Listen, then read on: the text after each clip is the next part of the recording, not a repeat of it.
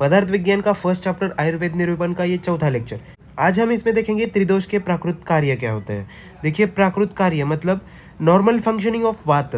प्राकृत वायु सर्वदा उत्साह, श्वास प्रश्वास, चेष्टा, पुरुष आदि इनके वेगों को प्रवृत्त करता है। रस आदि धातुओं की उचित गति तथा इंद्रियों की पटुता मतलब सामर्थ्य ये वात के कारण रहती है। मतलब वात जब हम में बैलेंस स्टेट में होता है तब ये कार्य सारे होते हैं।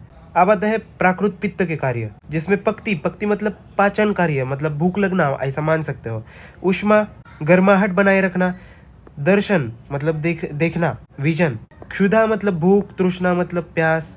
रुचि मतलब कोई भी कार्य करने में रुचि आना मतलब उत्साह रहना। त्वचा पर कांति। मेधा मतलब स्मरण शक्ति, इंटेलेक्ट। धी हो गया बुद्धि, शौर्य, शरीर में मृदुता लाने का कार्य, ये सारे पित्त के कार्य है। प्राकृत कफ के कार्य देख सकते हैं, शरीर में दृढ़ता, स्निग्धत्व उत्पन्न करना। स्निग्धत्व मतलब चिपचिपापन। संधिबंधों को सुश्लिष्ट करना मतलब लुब्रिकेशन प्रोवाइड करना। शरीर को सहिष्णु बनाना, सहन करने के काबिल बनाना, ये सारे कफ के कार्य है। अब हम देखते हैं त्रिदोष सिद्धांत की उपयोगिता क्या है, इसका इंपॉर्टेंस क्या है। अब इतना तो आप जान गए होंगे कि रोगों की उत्पत्ति का कारण त्रिदोष होते हैं। मतलब सभी रोगों का जो मूल कारण होता है वो वात पित्त कफ होता है। तो इनकी वजह से जो भी रोग होते हैं इनके गुणों की वजह से होते हैं।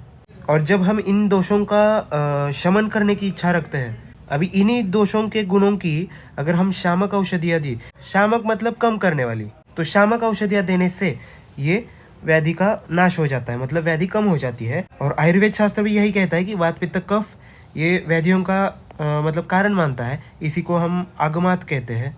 अब ये जो त्रिदोष होते हैं वो शारीरिक प्रकृति की उत्पत्ति कैसे करते हैं। देखिए, शुक्र शोणित का जब संयोग का समय होता है उसमें जिस दोष का बल अधिक होता है उसके अनुसार प्रकृति निर्माण होती है। अब यहाँ पर देखिए साध्यासाध्यता, इसका मतलब है कि कौन सा रोग हमें जल्दी साध्य है या फिर जल्दी से ठीक होगा और कौन सा नहीं होगा।